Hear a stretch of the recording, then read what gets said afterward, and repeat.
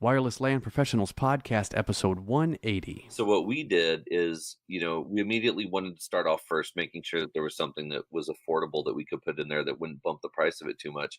But then at the end of the day, the whole mentality came back of, we want to put something in there that you're going to use and will last. So the difference between $29 and $79 is totally worth it if it's something that you're going to use over and over and over again. Wireless LAN Professionals is a place to educate, inform, encourage, and entertain those involved in wireless LANs. This Wireless LAN Professionals podcast is an audio manifestation of these goals. Our host is a wireless LAN veteran, consultant, designer, and teacher, Keith Parsons. And now, the podcast for wireless LAN professionals by wireless LAN professionals. Welcome back to the Wireless LAN Professionals podcast. My name is Keith Parsons, and today I'm with Drew Lentz talking about his new Wi-Fi survey kit. Welcome to the show, Drew. Hey, thanks for having me, Keith. Well, you just announced this week a new Wi-Fi survey kit. It looks great. I watched your live stream, whatever you did for your announcement, and I thought it'd be a great thing for our audience to hear you talk a little bit about the history of where it came from, how it's kind of tied to your Wi-Fi Stand company, and fill everybody in on the process. So let's just get right into it. Tell us a little bit about your ideas and thoughts of why you came up with this. So when we first started with Wi-Fi Stand, we saw an opportunity to help other wireless engineers with a product that they could use, with something that they could carry with them every day and make their jobs a little easier, make them run a little bit more efficient. Do something that didn't require a bunch of rigging stuff together and trying to figure out, a creative way to mount an access point. And so the Wi-Fi Stand really helped out with that. And, as we progressed, we started to bundle things with the Wi-Fi Stand. And, when we first started out, we just told people, if you need a tripod or a light stand, just jump on Amazon. They're fairly inexpensive. Here's the one we recommend. And what we quickly learned is that people didn't want that. They wanted us to bundle it together for them. So we started bundling tripods. And after we started bundling tripods, we started bundling wheel kits. And after bundling wheel kits, we started bundling batteries. And basically, we got to the point where we're selling these bundles of stuff that people wanted in order to get their job done. And the only next logical step that we had was to put it all into a case. And so about a year and a half ago, 2 years ago, we started looking for a case that could fit everything that we had into it. And that kind of kicked off a whole a trial period where we were grabbing every case we could find and drilling holes in it and trying to understand how to get everything together in one area. And, the battery was a difficult part of it. And then the tripod was a difficult part of it. And all these things kind of, went back and forth. And really the course of the last 2 years, we've whittled down a way to get everything into one single case. And we wanted to make sure also that the case wasn't just something that we liked. So what we did is we reached out to a number of people in the community, in the Wi-Fi community, and through our Slack channel and through everything else. And we said, hey, what are the tools that you most commonly use when you're out doing a Wi-Fi survey? And what we did is we got those lists and we combined them, and we found kind of the top 5 or 6 items that everyone used. And we said, okay, let's make accommodations for those, because the goal wasn't to create a kit or a case of all new stuff that you had to buy. The goal was that we could take the existing tools that you have, the stuff you've already made investments in, and we could give you a place to store them and carry that thing on with you on an airplane. And so we put a lot of work into designing the custom foam insert that goes into the case itself. We traded about 200 emails with the foam manufacturer, going back and forth over the course of the last year to get the foam done the way that we wanted, it done. And then once we had the foam in, then we started to look at how we customize the case in order to add functionality to it. And so, understanding where to drill the holes, what holes to drill, what we were putting in those holes, that was the next step. And so, to that regard, we don't want to leave anything, as kind of a cheap component. I built this so that I can carry it, right? And I built this so that my friends can carry it. And I know that other people benefit from it. So we put a lot of attention to detail in the brands and in the specific items that we include in the case. For example, on the Cat6 connectors on the outside, we're using externally mounted Cat6A connectors from a company called Nutric. And Nutric is very well known in the concert and audio industry for making some indestructible style mounts, and they're a little bit more expensive. They're about twice the cost of a cheapo little screw cap Cat 5 or Cat 6 connector. But you know what? We have we know that they're going to last. We know that they're going to serve their purpose. We know that people will be comfortable and confident with that. And the same like the tripod. I mean, when we looked at the tripod that we included in this case, we had to find something that could not only fold up to fit the dimensions of the case, but something that was rugged and durable and that would hold a 6-pound access point. And we bought, I don't know how many tripods, and we tested all of them out, and we would knock them over, and we watch access points at the ground and try and not break stuff. And we made our determination based on really trying out each and every one of the products that go in there to understand how they worked and how they all fit together. And a couple years into it, that's where Wi-Fi Survey Kit came from. We were lucky enough the domain name was open, the Twitter handle, the Instagram, all that stuff was available. So we went ahead and registered Wi-Fi Survey Kit, and it's basically a group of components, including the Wi-Fi stand and the stuff that we manufacture. But the whole idea is that we can build something that everyone in this industry can take advantage of. And if you're new to the game and you're looking for a kit that has everything that most engineers use, this is a really good place to start. And then, of course, to kick it up a notch, we leverage our partnership with Ekahau, and we can even include an Ekahau sidekick in there and some licensing if you want to take it that far. So it's kind of how we got to where we are. Well, let's talk through some of the parts that are included. One, you ended up using one of the Manfrotto stands that I had recommended. You asked lots and lots of people questions, and it's one I found. I thought you might have to end up putting it diagonally inside the lid, but you got it to fit cleanly in there. So what was your thought and reasoning behind using that tripod? Yeah, so that's a great question. I'm glad that you found it. We started looking at with Wi-Fi stand, when we started recommending light stands and wheel kits and stuff like that. The Manfrotto brand is great. It's a fantastic brand, but everyone knows you pay a premium for it, right? It's a little bit more expensive. So what we did is, we immediately wanted to start off first, making sure that there was something that was affordable that we could put in there that wouldn't bump the price of it too much. But then at the end of the day, the whole mentality came back of, we want to put something in there that you're going to use and will last. So the difference between $29 and $79 is totally worth it if it's something that you're going to use over and over and over again. And I know you put a lot of, you've worked with that stand a lot. And so, that a recommendation obviously from the industry means a lot to us. But we found some other ones that looked the same, that looked similar, and they just didn't perform as well. And so what we did is we reached out to Manfrotto, and we're establishing a relationship with them right now as an authorized reseller, which gives us a little bit of a discount on the stand itself, so that when we bundle it, we can do it at an affordable rate for everybody. And it gives us the opportunity to take advantage of a premium brand that isn't just premium because of the name. It's premium because it actually works, and it stands up, and it doesn't fall over when you put an AP on it, or when you accidentally bump into it, or brush up against it. So we made sure that we went with that. And then the wheel kit for it, what was interesting is we went through more wheel kits than we actually did tripods, because one of the biggest requests we get is to make sure that we have wheel kits on some of these tripods to roll them around. And, we went back and forth, and we ended up with the newer wheel kit because it was the only one that fit the legs of that Manfrotto tripod. And so we're looking at that. They have a new wheel kit. Manfrotto has a new wheel kit that's come out. So what we did is, instead of making a specific cutout for the wheel kit, we're basically attaching a bag, not the bag that you see in the picture. It's actually gonna be a newer bag, or a little compartment, so that we can swap the wheel kits out in the future if we need to with something a little different.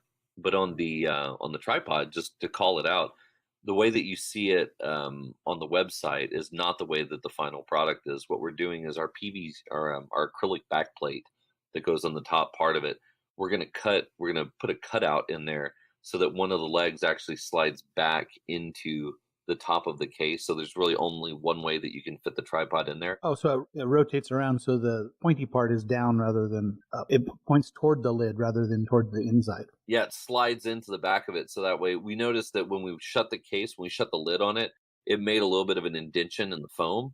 And so we said, well, we can fix that. We'll just make a cutout in the acrylic. And that way, it's a nice, clean way to store that tripod without worrying about it hitting some of the other components that are in there.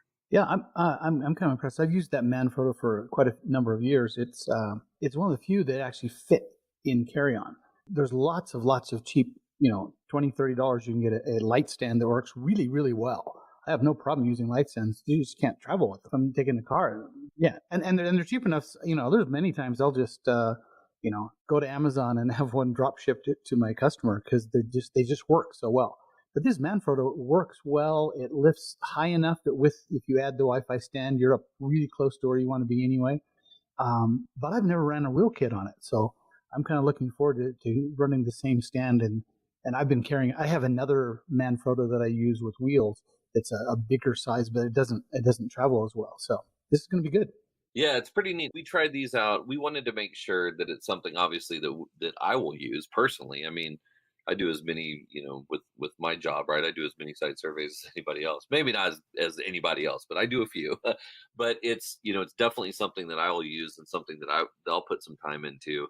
And I think that's kind of the thing here, right? We wanted to make sure this isn't just something that we're going to put out there and just hope that people use it. We actually want them to use it. I mean, that was the whole purpose of building in the cutouts that we did and including the components that we did was giving people something that they will absolutely use on site, and they'll have the opportunity to use every piece that's in this kit.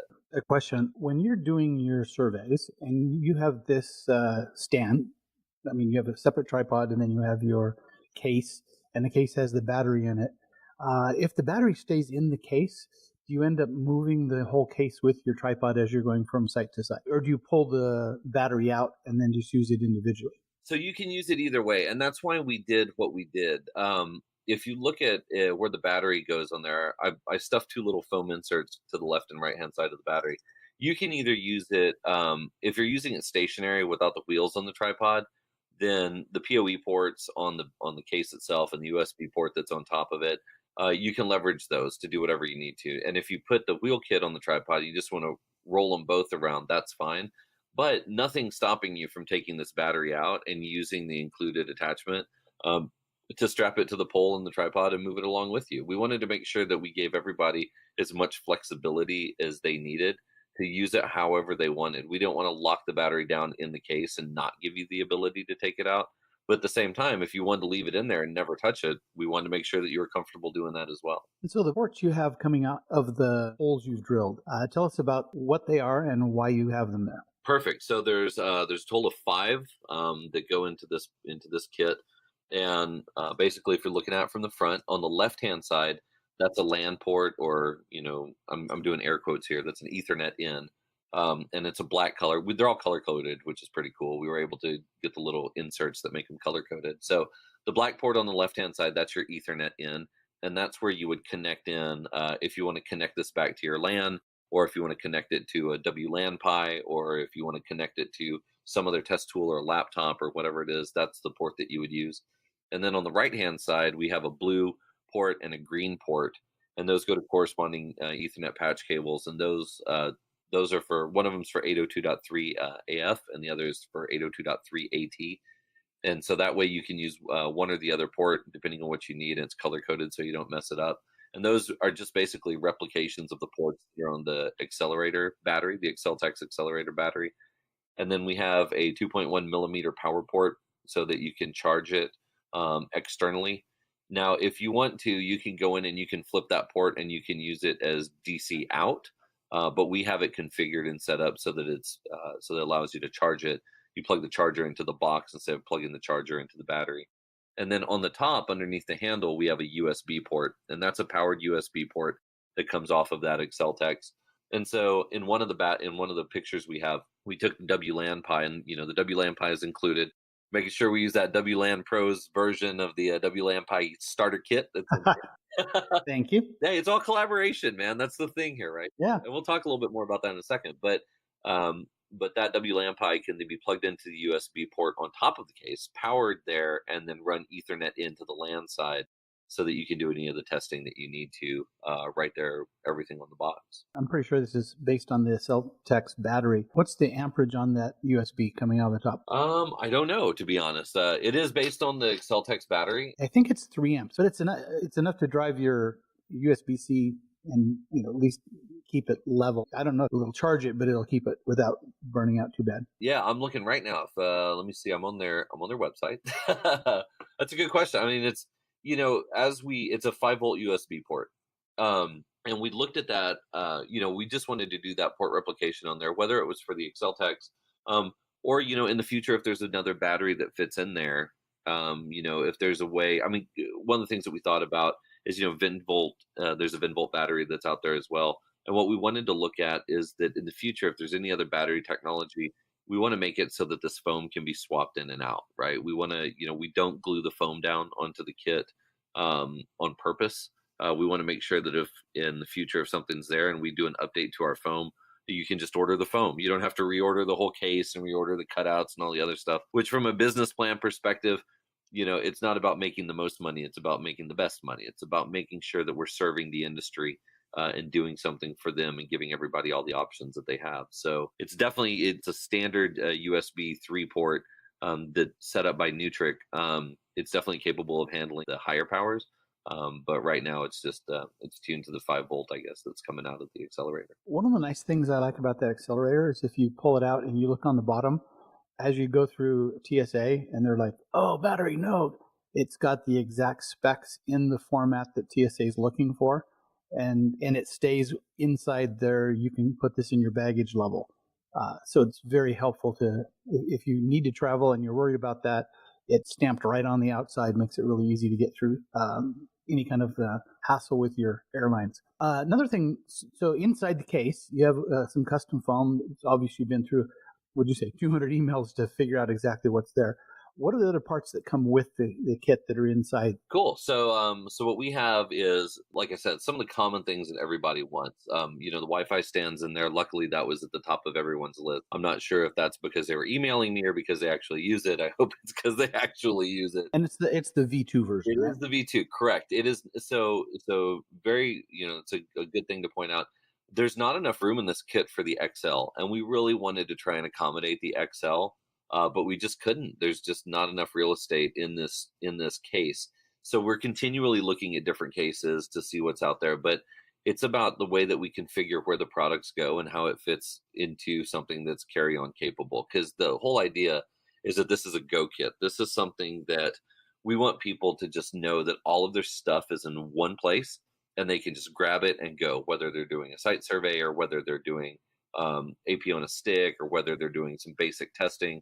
We just wanted everything in there so that they can just grab and go and know that everything is specifically where it needs to be. So we want to, with that being said, this is the version 2 bracket that's in there. We also include the Acme adapter. So that's the painter's pole adapter is included in there. Those are kind of the 2 main things that we sell. The tripod, the wheel kit. Everyone asks for a flashlight. So we've just got a nice bright LED flashlight that's in there. And then we've got the Bosch laser rangefinder, and the one that we have, I mean, we looked at a couple different ones. I believe the model is the 70M or something like that. It's the one that does 130 feet. Yeah, I know a lot of people like that Bosch, and we've done them in WLPC boot camps. We have the Bosch in the Echo Advanced class that Blake does, uses that, and it has some really cool features for you walk in, you just hook it with Bluetooth up to your laptop or your tablet, and you can build a room and build a floor plan. But man, I like my Fluke. Been using it for a long, long time, so I'm sure they both fit in the same size little slot there. They do. We want to make sure that we did that, so they fit in there. The one that we have, we're not using the one that has Bluetooth on it. The 135, the one that we have is the GLM 42 model. So there is no Bluetooth on there that I'm aware of. The Bluetooth is only on the higher end one, which is great. They're both, I mean, it depends. If someone wants to order it with the one that has Bluetooth, then I mean, we're not going to say no. We're obtaining these, what we try to do with each of the components that are in there is set up agreements with either the manufacturer or with the master distributor so that we could order this stuff in bulk. But at the same time, I mean, it's like you're not tied to it. And one of the things that we give you the option to do if you go on the website is build a custom kit. So you can go in there and deselect the things that you already have that you've made investments in, or like the laser rangefinder. If you're already using yours and you don't want ours, then just unselect it, because I mean, you like the Fluke one. I like the Bosch one, but I'm not going to penalize you because you have a different taste. You know what I mean? Well, I think that's a great option. You're like, here, pick and choose the parts you need, and a lot of us already have some of the parts, but not all of them.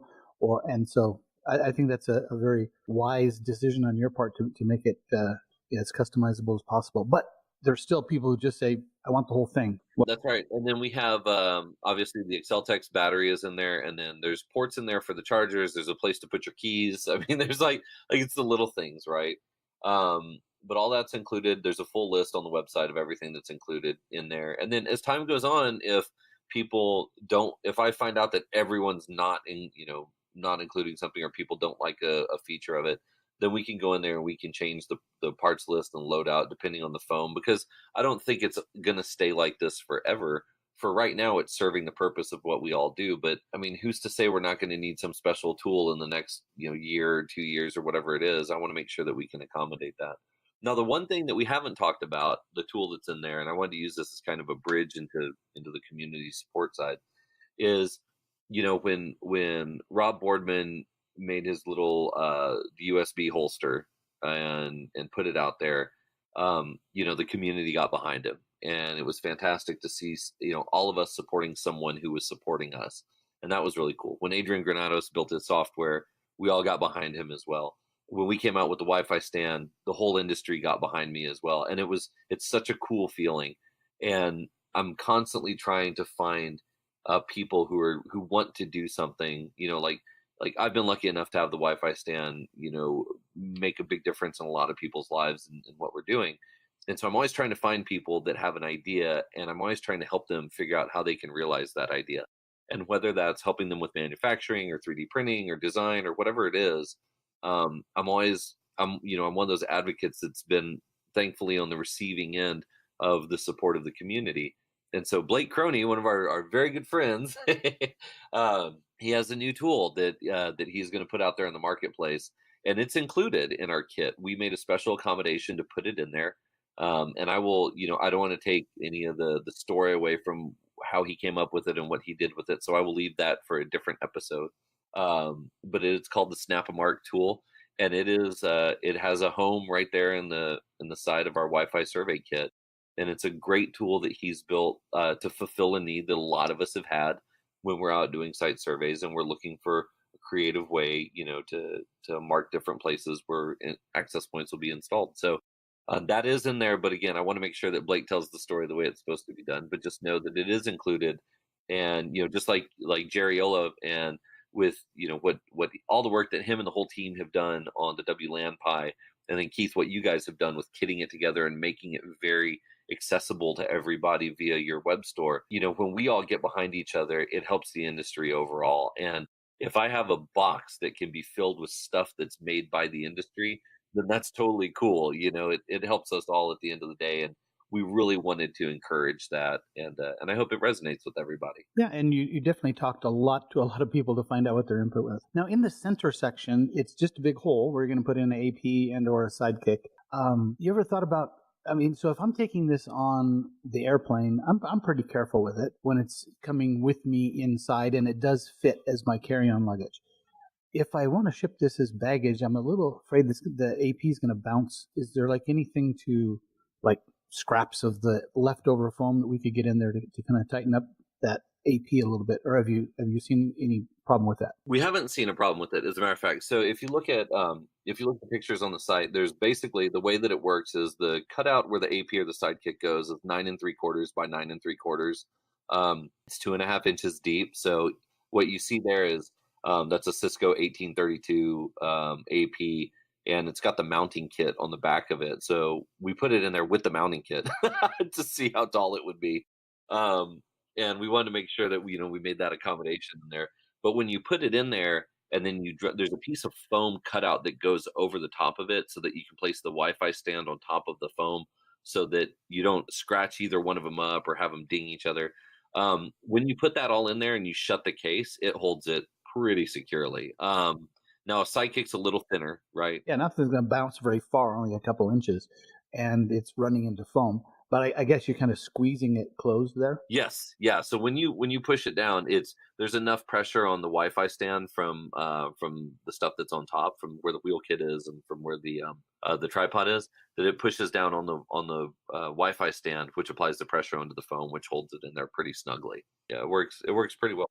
Thought of everything. 200 iterations over email. I mean, it's been like, I think we probably went through, and I'm staring at pieces of foam that are, I mean, God, you know how many of these Nanic cases I've destroyed? I mean, it's terrible. I mean, and they're not cheap, right? But I've got some, I may scrap them or put them up for someone else to buy, because we've drilled holes and we've pulled foam and chopped stuff. And each one of these foam cutouts, we're charged a design fee, right? And we're charged a foam fee and all this other stuff. So we've put quite an investment into making sure that it's done the way that it's supposed to. But iteration after iteration, we wanted to make sure that it was something that served the community. And it would have been really easy just to grow to the next size box, but then you wouldn't have been carry-on capable. I'm sure that temptation hit you many times. Yeah, but I mean, this Nanic, right? I've been using this case for so long, and it's a Nanic 935, and it comes in a whole variety of colors. And so if someone wants a custom color, we want to try and order them in bulk. So we want to try and order them all with one color. That from a pricing and stocking perspective, it's easy. But if someone says, hey, I really want an orange one or a yellow one or a red one or whatever colors they are, there's a list of colors that are online, and we can order those. Not a big deal. It's it's the same as ordering the cases.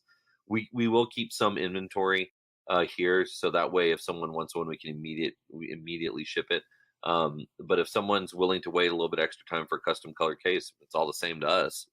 We're going to take it, we're going to drill the same holes in it and put the same foam in it. So it's easily customizable. So are you going to have some in stock, or is this a made to order kind of thing? Yes and no. What we're going to do is like I said, we'll build up an inventory of some that have everything in there, and those will be ready to ship. We'll probably, I don't know how many we'll keep on hand. It depends on what the orders start to come in, what they look like. Right now, I mean, the average order size we're getting is for 3 of these cases. So we're doing basically 3 at a time.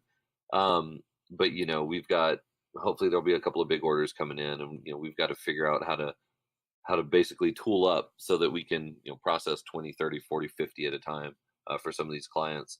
But then if something comes in, if an order comes in and it's someone who just wants to customize it, then it's easy for us to just pull the components out once they're already in there.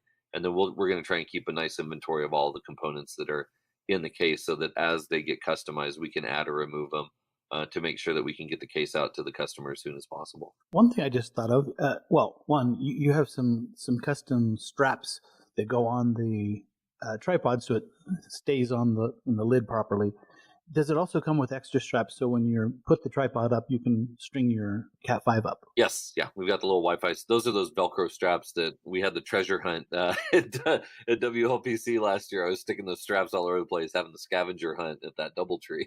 So we throw 4 of them in there to make sure that there's enough to hold the cable that's on. And the cable comes with it. We include, I think I have a 7-foot cable listed on the website, but we're actually putting in a 10-foot Panduit patch cable. And so that's because 7 feet is the height of the tripod. We want to make sure that the case can either be behind it or beside it or wherever. So we're including that 10-foot cable in there. A little, that extra couple feet, you never know. You never know, man. You never know. I mean, if you're putting the battery on the tripod, 7 feet's fine. Well, good. So this is obviously an upgrade from your Wi-Fi stand process. And how long has Wi-Fi stand been around as a company? Yeah, it's we're going on year number 3. So July 11th is our 3-year anniversary, and we've shipped. I don't even know how. You know what? I haven't done a count. I don't know how many we've shipped. Many. Official word, many stands. So if we wait another couple of years, we'll see what's next for your company. So this is WiFiSurveyKit.com is the location to look at it, but it is a Wi-Fi stand company product. I don't know how to say that the right way you'd like to say it. Instead of starting up a whole new company and trying to going through that whole process, since the majority of the stuff that's in there is from Wi-Fi stand anyway, and all this really is a gift basket for nerds, we didn't feel like starting something else up, and so we branded it and we set it up as its own kind of give it its own persona.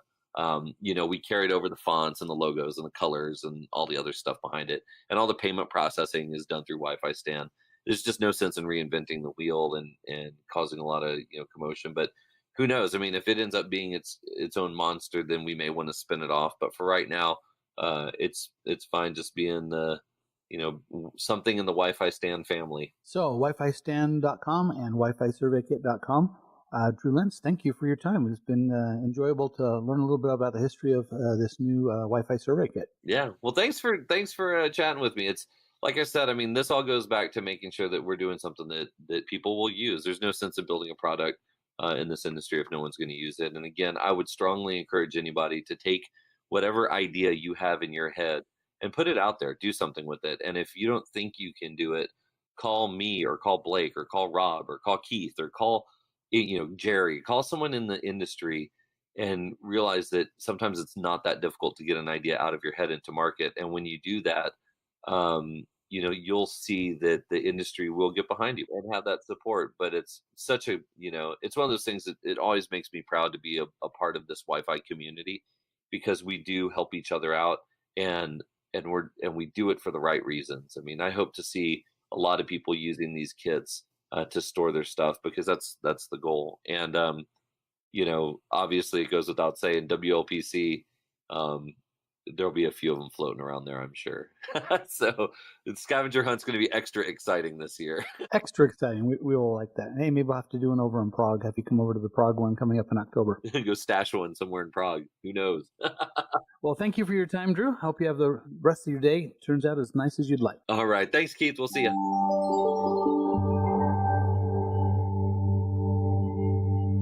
Good afternoon. Has everyone had a good conference? Yeah? I want to talk to you and announce something new that the WLA are going to do, the Wireless LAN Association. Just before I do that, I'm aware that some people may not know who we are, so I just want to start with a very quick introduction about who we are and what we're going to be doing and what we're doing. So to start things off then, really, the Wireless LAN Association is a non-profit professional association for the WLAN industry. And we seek really to further the industry by supporting professionals who work in it through education, through supporting them, recognition, representation. And we're doing that to some extent by building a community of individuals, building a community through things like webinars, training sessions. We've just been hosting some Ask Me Anything sessions, which some of you may have attended, but they've been very well received. We've also doing local chapter meetups, which I'm going to chat about just at the end, some ones that are coming up. But this is where we just have local members in different places get together to chat about Wi-Fi and share ideas, share experiences with people who are close by and build those relationships. We're also trying to produce documentation, things like standardized frameworks and best practice documentation, which the aim of to do is to basically try and support the industry and people working in it with documents that they can use to help them to produce wireless networks which work and work first time. That's who we are. What do I want to talk about today? Well, I want to announce the Wireless LAN Association Mentor Scheme, which is something we've been working quite hard to define over the last few months. So what are WLA mentors?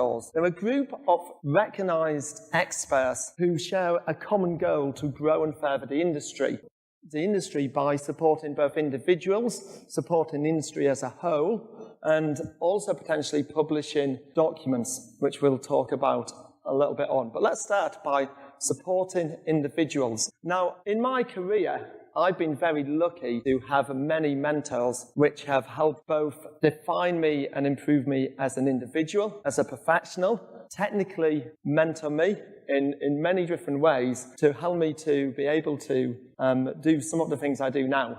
And if it wasn't for some of those individuals, I wouldn't be stood up on a stage now talking. I think a good mentor is a bit like sandpaper.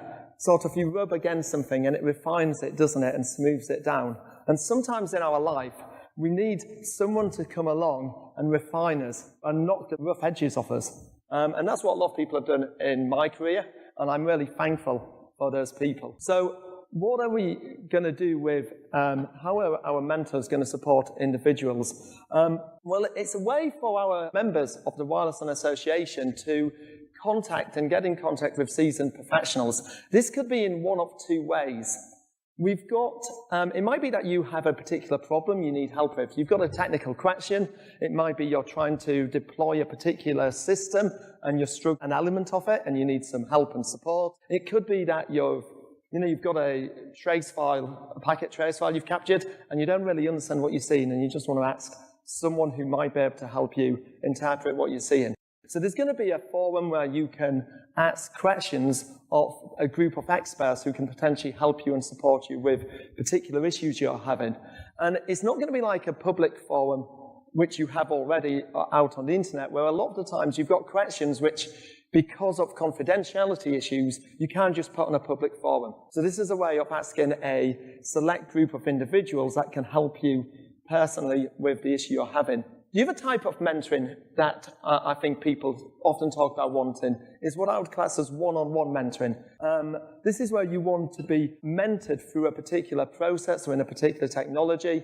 So we're going to have a way for our members to request one-on-one mentoring, where you can say, hey, I'm trying to study for a CWNA certification. I'd like someone to mentor me through it, or I'd like someone to mentor me through a Cisco exam and a Aruba exam. And you will put a request in. There will be a way of saying where you are, so what time zone you're in, and then that will be able to be viewed, all the requests, by the current mentors, who will be able to see that and take ownership of one of those requests. So our mentors might go, oh, actually, yeah, I could help someone out in that program. I'm in the same time zone.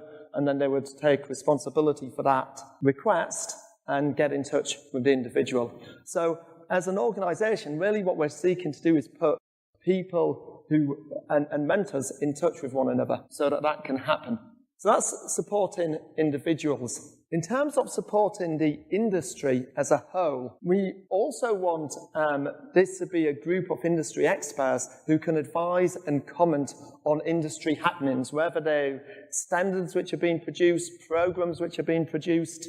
It might be a case that we create from the group of mentors, the ones that want to be in special interest groups, which maybe could advise and offer support for companies like the Wi-Fi Alliance. Harry was just talking about how, get involved.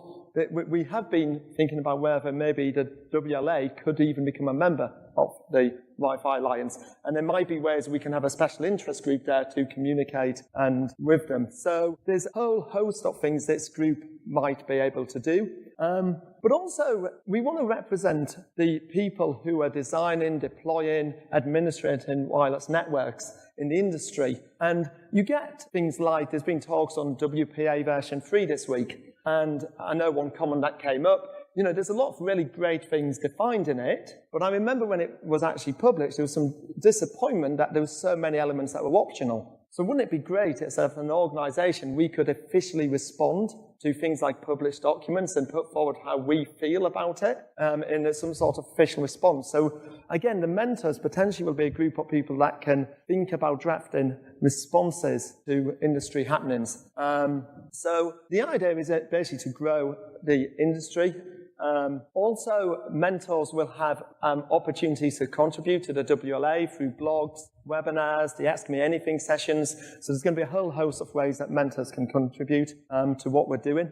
So how's this scheme going to work, and how are we going to get it off the ground? Well, the current executive board of the WLAN Association have been carefully selecting and putting together a list and voting on a list of who will be the founding, or who we're going to invite to become the founding WLA mentors. These are people who we consider at the top of sort of the industry experts currently in our industry. And we want to set the bar for these founding members high initially, because the idea is when we invite them and if they accept the invitation to come on board, is we've got a group of people who will actually define the program going forward. I don't want it just to be me or another 4 of us sat in a room dreaming up this scheme. I want the mentors themselves to define how the program is going to go forward in the future. So after the founding members, we'll have some sort of application process to become a mentor. People will be able to apply. We're going to have the founding mentors define what that looks like and define potentially a review board to review applications and what level that should be. Because we feel that that's the best way to keep the quality high, is to have the people who are the experts to define what the mentor scheme should look like. So that's the idea. When is it likely to happen?